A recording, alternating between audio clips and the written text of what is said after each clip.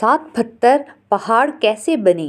ایک شخص کا معمول تھا جب مسجد تشریف لاتے تو 7 ڈیلوں یعنی پتھروں کو جو باہر مسجد کے طاق میں رکھے تھے اپنے کلمہ شہادت کا گواہ کر لیا کرتے تھے۔ اسی طرح جب واپس ہوتے تو گواہ بنا لیتے۔ بعد انتقال ملائکہ ان کو جہنم کی طرف لے چلے۔